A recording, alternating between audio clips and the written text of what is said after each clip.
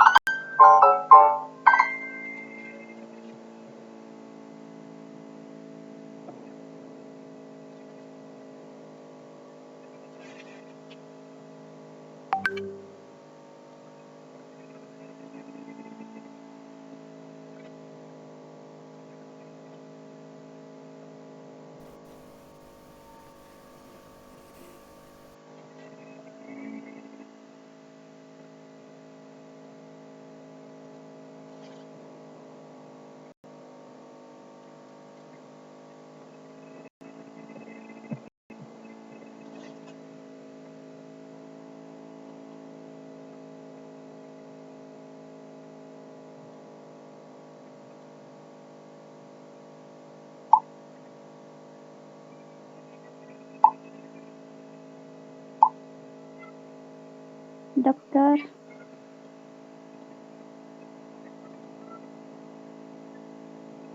¿Sí? ¿Qué pasó? no se lo estaba escuchando, ya estaba explicando, perdón.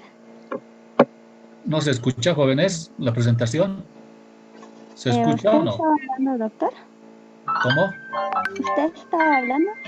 No, no, no. Estoy hablando yo en este momento, pero se escucha la presentación, ¿no? Esto es lo que está presentando. Sí, doctor. Ya, continuamos entonces.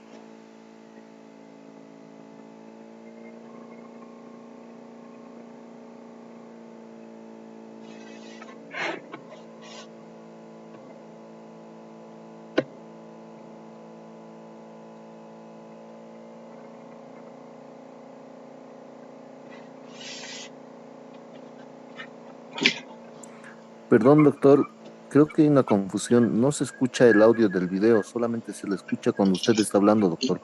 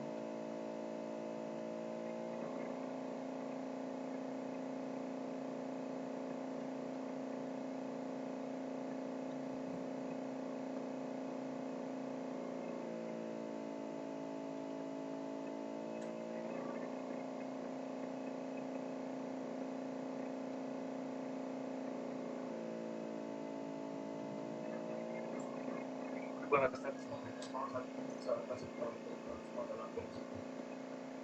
El tema de entonces, el tema de relación huésped-separación. Bueno, resolvamos la separación de todos los servicios con naturales relacionadas con otros servicios. Los servicios protección, alimentación, entre otros servicios comienzan a relacionarse con otros servicios. Para necesariamente se relacionan con otros servicios. ¿Por qué? Porque si no se relacionaría con otros servicios. Doctor, se escucha muy bajo el audio del video.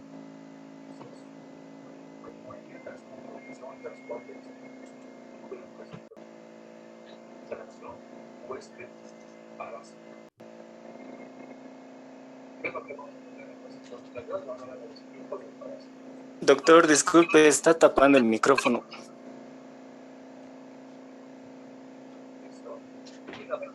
llama mecanismo de acción patógeno. Parásitos.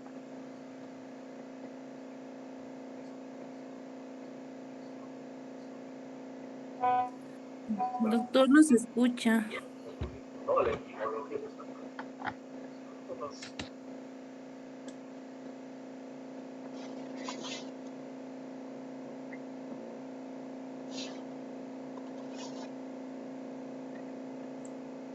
Ya, jóvenes, buenas tardes. Hay un problema con la presentación. Vamos, ahora me escuchan bien.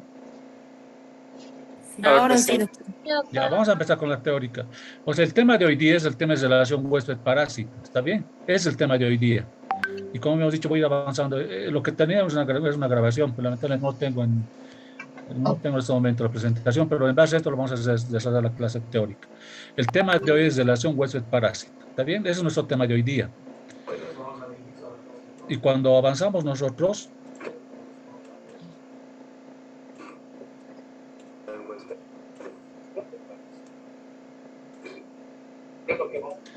¿qué vamos a tocar en el día de hoy? Vamos a tocar los siguientes puntos, repitiendo, ¿no? Tipos de parásitos, vamos a ver cuántos tipos de parásitos hay. Vamos a ver cuántos tipos de hospedadores hay. Vamos a hablar de tipos de hospedadores o huéspedes o mesoneros, que también son sinónimos.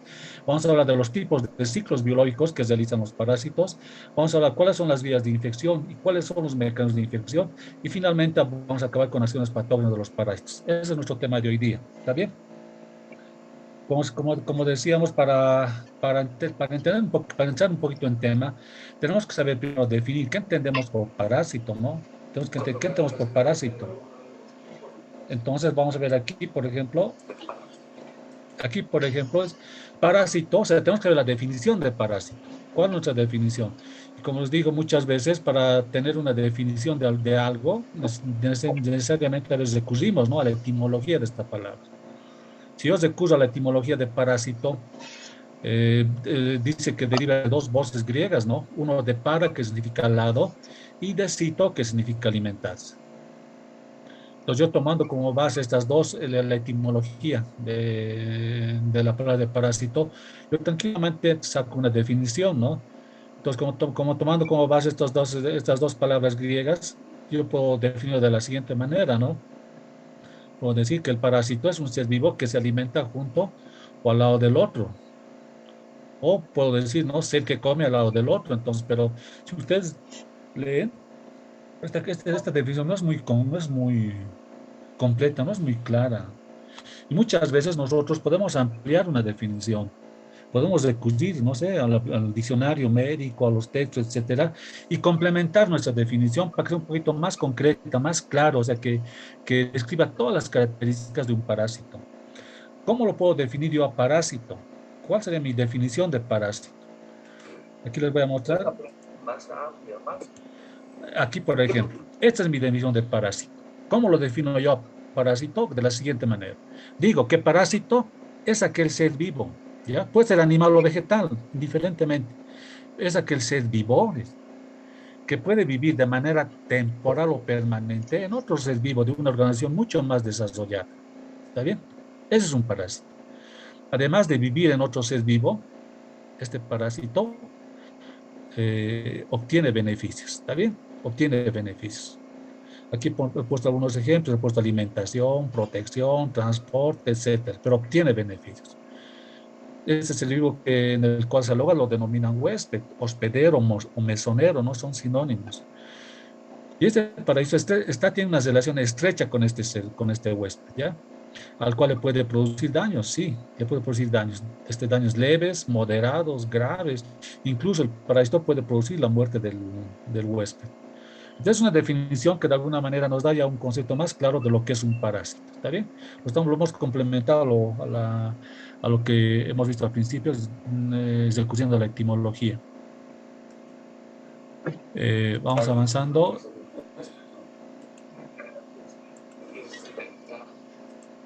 Cuando yo hablo de parásitos, lo puedo clasificar de diferentes maneras, jóvenes. Cuando recurrimos a texto hay diferentes tipos de clasificaciones de parásitos. Aquí tengo uno, ¿no? Por ejemplo, el parásito facultativo, el parásito obligado, el parásito permanente, el parásito incidental, el parásito errático, el parásito temporal, el parásito periódico esporádico, parásito patógeno, el saprófito, el ectoparásito, el endoparásito, etc. O sea, hay diferentes tipos de parásitos. La clasificación, si vemos, es un poco amplia. Por ejemplo, aquí a ver, ¿qué podemos tocar de aquí? A ver, hablemos del, ¿qué sería un parásito facultativo? ¿Qué sería? ¿Cómo lo definiríamos? Cuando hablamos de parásitos jóvenes, lo que tenemos que entender es que los parásitos, dentro de todo su ciclo evolutivo, desarrollan dos tipos de vida. Ya no se van a olvidar. Los parásitos desarrollan dos tipos de vida. Una vida que lo hacen en el medio ambiente, que se denomina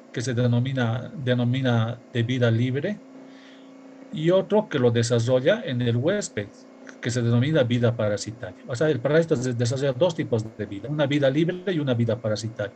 La vida libre que lo desarrolla en el medio ambiente y la vida parasitaria que lo desarrolla en el huésped.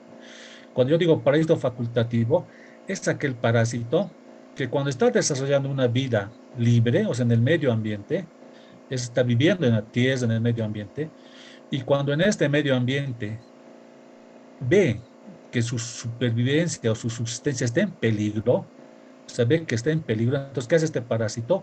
Busca a un huésped y realiza una vida parasitaria. ¿Está bien? Ese es un parásito facultativo.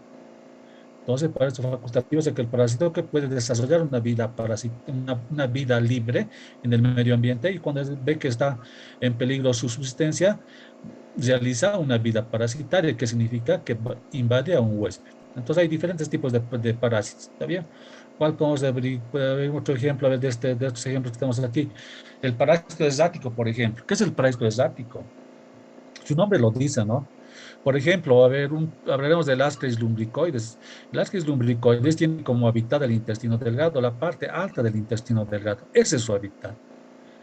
Pero muchas veces este parásito adulto se puede encontrar en otras partes del organismo. Puede estar en peritoneo, sí. Puede estar en pulmones, sí. Puede estar en otros órganos, sí, que no son los órganos habituales de este parásito. Entonces, si lo encontramos en otro lugar que no es su hábitat habitual, decimos que es un parásito errático. ¿Está bien? Estos tipos de parásitos los vamos a desarrollar en las prácticas. Hay otros tipos de clasificación, además que lo vamos a complementar posteriormente. A ver, toquemos dos más. ¿Qué es un ectoparásito? Los ectoparásitos son aquellos parásitos que van a vivir en la superficie del huésped. ¿Está bien? En la superficie del cuerpo. Pues muchas veces a la ectoparasitosis lo denominamos infestación. Si hablamos de ectoparásitos, hablaremos de endoparásitos. ¿Qué son los endoparásitos? Son aquellos parásitos que viven dentro del organismo del huésped. Y también se los denomina, este tipo de endoparásitos, se los denomina infección. Ectoparásitos, infestación. ¿Está bien? ¿Qué más? Podemos hablar de los patógenos. Los patógenos, su nombre lo dice, ¿no? Son aquellos parásitos que van a producir daño en el huésped. El saprófito, con esto acabamos en este punto. Saprófito son aquellos parásitos, como su nombre lo dice, ¿no? No producen daños en el huésped. Muchas veces están dentro de la flora parasitaria normal que tienen los huéspedes. Vamos. Aquí estoy explicando todos los diferentes tipos de parásitos. ¿Está bien? Hay otra clasificación según el tiempo de permanencia en el huésped. Yo lo puedo clasificar a los parásitos de acuerdo al tiempo de permanencia en el huésped.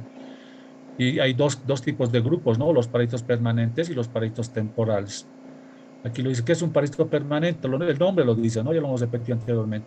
Son aquellos parásitos que indispensablemente deben permanecer toda su vida en el huésped. Pueden estar toda su vida, pero pueden sobrevivir separados del huésped. En algún momento, por algún motivo, puede dejar al huésped y puede sobrevivir. Y los temporales, como su nombre lo dice, son aquellos que solamente habitan transitoriamente en el huésped. Hay otro tipo de clasificación de parásitos. Según la morfología. Según la morfología, yo lo puedo clasificar los parásitos en dos grandes grupos. En aquellos parásitos macroscópicos y en aquellos parásitos microscópicos. ¿Está bien? Por ejemplo, aquí son los protozoos o unicelulares. Son los parásitos microscópicos. Parásitos microscópicos, también denominados protozoos o unicelulares. Entonces, ¿qué son? Son parásitos que están constituidos, como su nombre lo dice, por una sola célula. Entonces son parásitos que están constituidos por una sola célula. Y esta célula cumple todas sus funciones vitales. ¿Está bien? Todas las funciones vitales. Son los parásitos unicelulares, de acuerdo a la morfología. Pero también tenemos parásitos macroscópicos, que los vemos a simple vista, que son los metazoos o pluricelulares. Está bien, en este grupo tenemos dos subgrupos, los helmintos y los artrópodos. Los helmintos son paredes invertebradas que se puede realizar una vida libre, hemos dicho, o una vida parasitaria. La vida libre lo realizan en el medio ambiente y la vida parasitaria lo desarrollan en el huésped. En la clasificación, los helmintos se clasifican en platelmintos, en hematelmintos, etc. Eso lo vamos a llevar en una clase teórica posteriormente. Y finalmente tenemos a los artrópodos. Los artrópodos también cumplen función de parásitos para el ser humano. ¿Qué son los artrópodos? Son animales invertebrados de cuerpo segmentado, protegidos, ya saben, ¿no? Por un exoesqueleto quitinoso, duro, esclerotizado, etc. Este tema de los artrópodos lo tomamos en el cual los llevamos más con mayor detalle en el cuarto ZOT, en el cuarto ZOT de la materia. Sí, en el cuarto ZOT, juntamente con micología.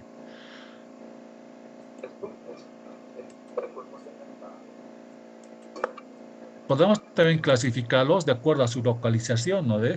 Los parásitos pueden estar localizados en cualquier parte del organismo del huésped. Por ejemplo, aquellos parásitos que están en el tubo digestivo. El tubo digestivo es desde donde se extiende, desde la boca hasta el ano. Entonces, si estos parásitos están en el tubo digestivo, los denominamos enteroparásitos. Luego tenemos parásitos que están en los tejidos, fuera del tubo digestivo. Estos parásitos los denominamos histoparásitos o parásitos tisulares. Aquellos parásitos que van a estar en la sangre, hemoparásitos. Y también hay parásitos que van a estar en el aparato genital, tanto del hombre como del hombre, ¿no? Del hombre como de la mujer. Son los parásitos urogenitales, que van a parasitar el aparato genitourinario del hombre o de la mujer.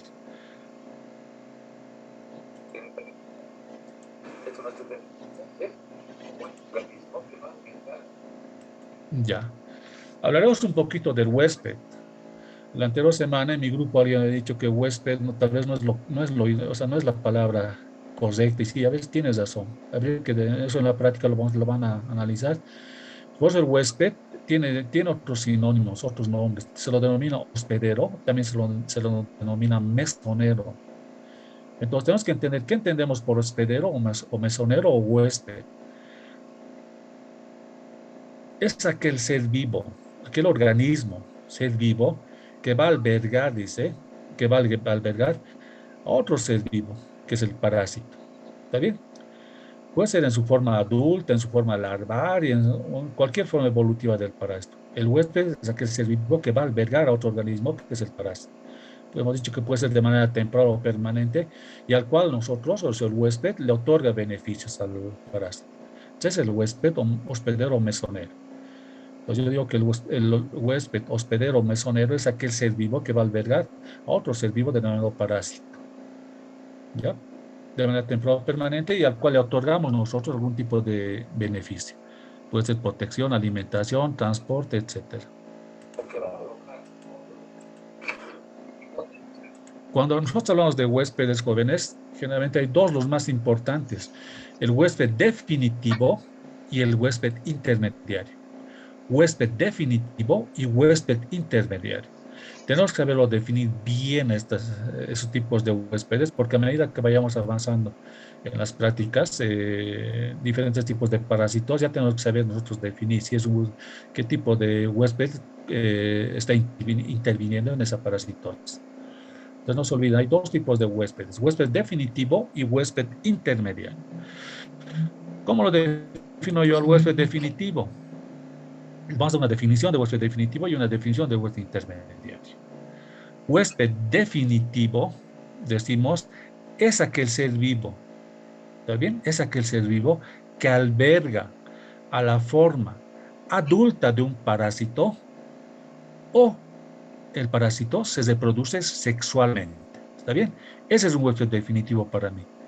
El huésped definitivo es aquel ser vivo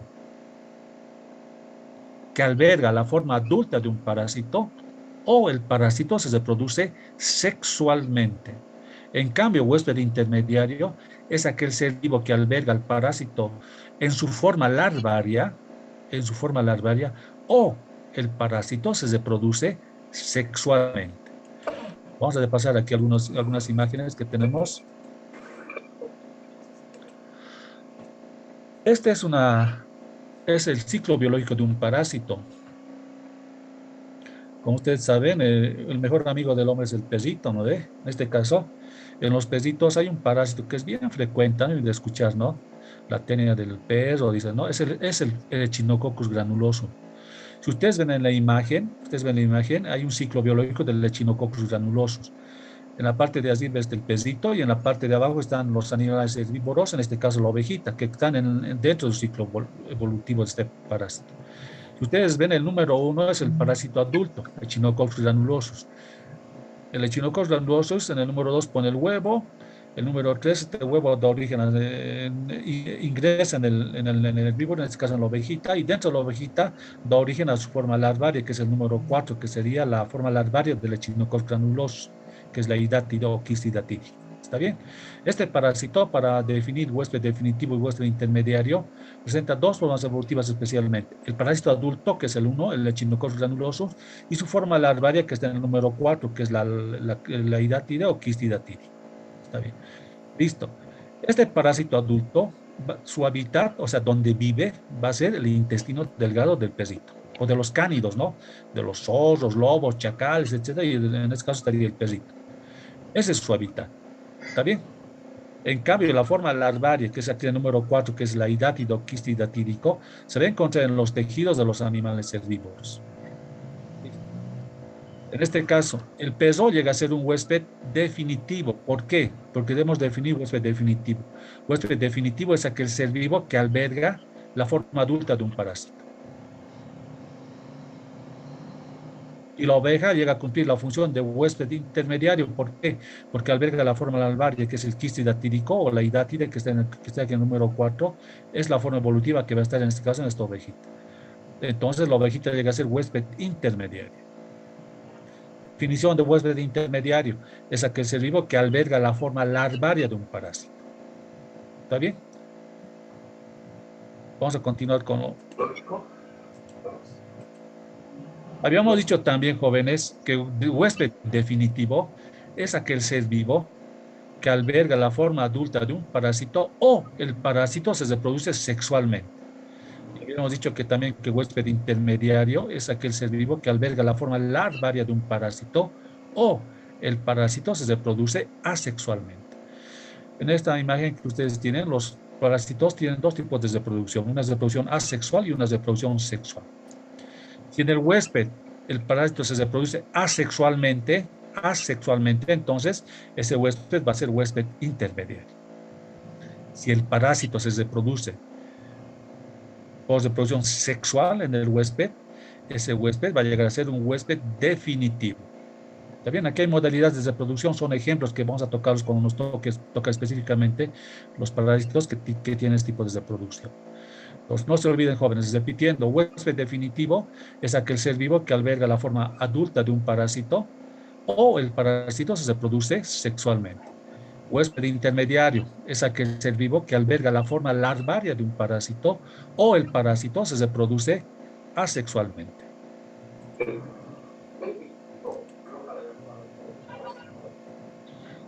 Vamos, tipos de hospederos o mesoneros o huéspedes. Cuando hablamos de tipos, hablamos fundamentalmente de dos tipos de huéspedes. Ahí ya hemos dicho, ¿no? Definitivo huésped. Listo, estamos a tipos de huésped definitivo. Estamos repitiendo aquí, ¿no? Es aquel ser vivo que alberga la forma adulta de un parásito o en el cual el parásito se reproduce sexualmente. Y el intermediario, hemos dicho, es aquel ser vivo que alberga o aloja la forma larvaria de un parásito o en el cual el parásito se reproduce asexualmente. Ciclo biológico. ¿Qué es el ciclo biológico, jóvenes? El ciclo biológico, también denominado ciclo de vida, también denominado ciclo evolutivo, es todo ese ciclo biológico, todo ese ciclo que cumple un parásito desde que nace, se reproduce, se multiplica, o sea, nace, crece, se reproduce y muere. Es el ciclo biológico. ¿Está bien? Aquí dice, es aquel periodo comprendido de un parásito desde que nace, crece, se produce y muere, que se va a desarrollar dentro de uno o más huéspedes que van a garantizar la perpetuidad de la especie. Y cuando yo hablo de ciclos biológicos, hablo de dos tipos de ciclos biológicos en general, ¿no? Los directos y los indirectos. Entre los directos tenemos el autoxénico y el monoxénico, y entre los indirectos, el heteroxénico.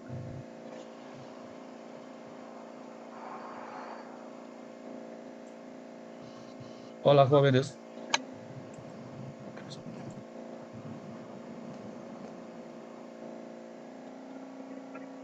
Jóvenes, se va a cortar en 10 minutos, dice. ¿Está Gerson? Gerson. Sí, doctor, adelante. Es que es por Zoom, es así, por 45 minutos. Si se corta, Gerson, esto lo tengo grabado, te lo voy a hacer llegar a ti para que lo compartas con tus compañeros. ¿Está bien? Está bien, doctor, no hay ningún Eso, problema. por favor, voy a tratar de apurarme entonces un poquito. Ya. Cuando hablamos de ciclos biológicos, tenemos los directos y los indirectos. Entre los directos tenemos el autoxénico y el monoxénico. Y en los indirectos tenemos el heteroxénico. ¿Qué entendemos por ciclo biológico autoxénico? O sea, ¿qué significa? Dentro de uno.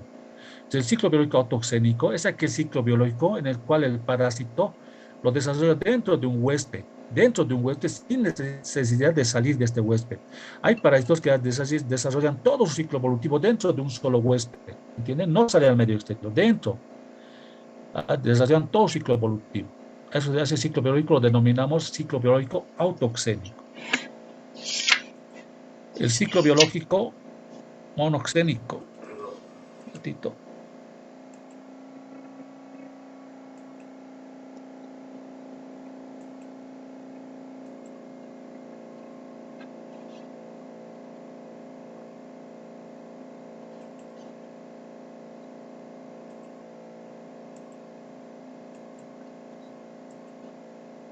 Ya. Hablemos del ciclo biológico monoxénico.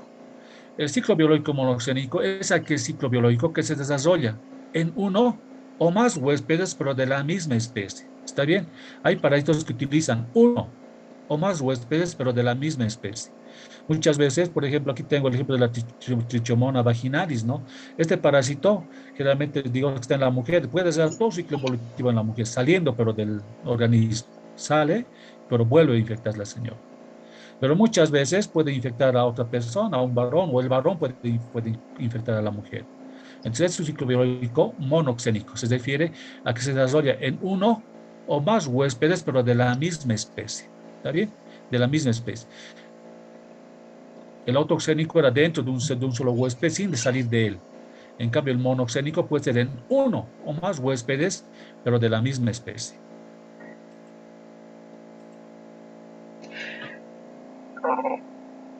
Es un ejemplo del ciclo biológico monoxénico, por ejemplo, en un solo huésped. Aquí tenemos el parásito adulto Escelastris lumbricoides, que su hábitat es en la parte alta del intestino delgado. Este parásito adulto copula con la hembra y pone los huevos, la hembra. ¿Y qué elimina este huésped? Elimina huevos en las heces fecales. Estos huevos en el medio ambiente se fertilizan y dan origen a una forma larvaria dentro del huevo. Y este huevo vuelve a ingresar por vía oral. Llega al intestino delgado en la parte alta y sale la forma larvaria, el cual da origen al parásito adulto, parásito hembra. Entonces es un ciclo biológico monoxénico, pero en un solo huésped, que ha salido, ¿no? En un solo huésped. El ciclo biológico monoxénico es aquel ciclo biológico en el cual el parásito desarrolla todo ciclo evolutivo en uno o más huéspedes, pero de la misma especie. Ciclo biológico heteroxénico. El ciclo biológico heteroxénico es aquel ciclo biológico en el cual el parásito utiliza dos o más huéspedes, pero de diferentes especies. En este mismo ejemplo que hemos tocado del Echinococcus granulosus, por ejemplo, el Echinococcus granulosus utiliza dos huéspedes de diferentes especies. El pesito, que es el huésped definitivo, que va a albergar la forma adulta del parásito, y como huéspedes intermediarios a los cánidos, ¿no? Zorros, lobos, chacales, el huésped definitivo de esta parasitosis es el pesito, o los cánidos, ¿no? El zorro, chacal, pez o lobo, etc. Es el huésped definitivo que va a albergar la forma adulta del parásito. pero tienen otro huésped, que es el huésped intermediario, donde están los animales herbívoros, donde está la oveja, la llama, etcétera, ¿ya? Entonces aquí hay, en este ciclo evolutivo del Echinococcus granulosus, intervienen dos seres vivos, pero de diferente especie, el perrito y el cánido. Si ustedes ven en la parte derecha está el hombre, ¿no? Donde nosotros accidentalmente entramos en el ciclo biológico y cumplimos la función en este caso, cumplimos la función de huésped intermediario. Entonces no se olviden los tres tipos de ciclos biológicos. El monoxénico, el autoxénico es aquel ciclo biológico en el cual el parásito desarrolla todo ciclo evolutivo dentro de un huésped sin necesidad de salir de este. El monoxénico es aquel ciclo biológico en el cual el parásito utiliza uno o más huéspedes, pero de la misma especie. Y el ciclo biológico heteroxénico es aquel ciclo biológico en el cual el parásito utiliza dos o más seres vivos, pero de diferente especie. Vamos con vías de infección y mecanismos de infección. Los parásitos, o sea, estos dos conceptos como están muy relacionados entre sí, o sea, se complementan, jóvenes. Cuando yo hablo de vía, les había repetido, de vía de ingreso, me refiero por dónde ingresa la forma parasitaria o el parásito. ¿Está bien? ¿Por dónde ingresa? ¿Por qué vía? Y cuando hablo de mecanismos de infección, hablo de cómo ingresa esta forma parasitaria en el huésped. Entre las vías tenemos varias vías. Aquí tenemos algunos ejemplos: vía oral, vía nasal, vía cutánea, transplacentaria, geniturinaria, conjuntival, la vía rectal, etc. Son las vías por las cuales van a ingresar los parásitos o las formas evolutivas de algún parásito. A eso nos referimos con vías de ingreso. Pero cuando hablamos de mecanismos de infección, nos referimos a cómo van a ingresar estas formas parasitarias. Por ejemplo, vía oral. ¿Cómo van a ingresar? ¿Cómo ingresarían, por ejemplo, los huevos, que es bien frecuente de huevos de parásitos que ingresan por vía oral? Los huevos no ingresan solitos. Tiene que haber algún mecanismo que ayude a que estos huevos ingresen. Por ejemplo, vía oral, mecanismo pues, de ingestión, ¿no? De alimentos contaminados con huevos, aguas o cualquier alimento que ingeramos que esté contaminado con huevos. Vía oral, mecanismo de ingestión de aguas o alimentos contaminados. El otro mecanismo que puede ser por vía oral es el que denominamos, ¿no? Ano, mano, boca. Ano, mano, boca. Muchas veces hay personas que están con algún tipo de parasitosis.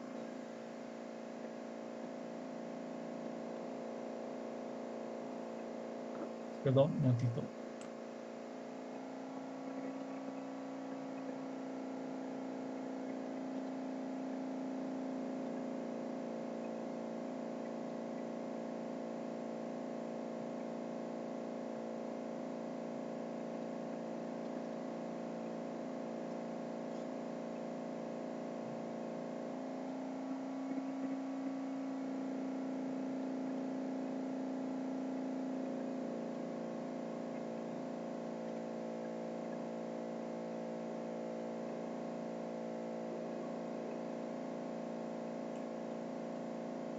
Jóvenes, ¿me escuchan?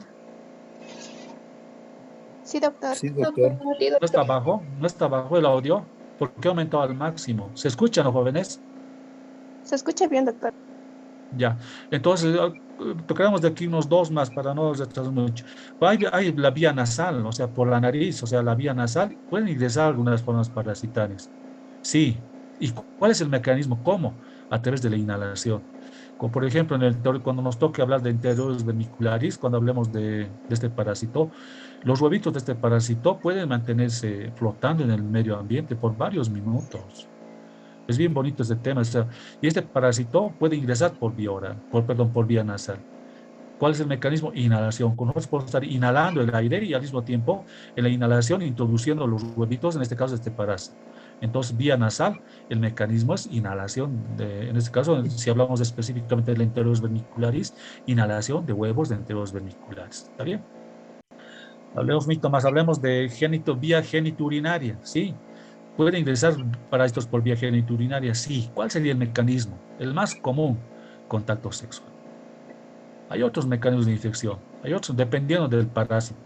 Por ejemplo, en el caso de la Trichomonas vaginalis, la vía de ingreso es geniturinaria. El mecanismo, aparte del contacto sexual, es, por ejemplo, compartir ropa íntima. A ver, hay otros mecanismos que podemos mencionar si hablamos de un parásito específico, como es el de la trichomona, el compartir los baños, los baños públicos, las piscinas, los saunas, son mecanismos de infección que cuando toquemos ese tema lo vamos a complementar. Entonces, ya saben qué es vía, tienen que saber qué es vía. Vía de ingresos, por dónde ingresa la forma parasitaria. Y mecanismos de infección es cómo ingresa esa forma parasitaria. ¿Está bien? Aquí tenemos varios ejemplos.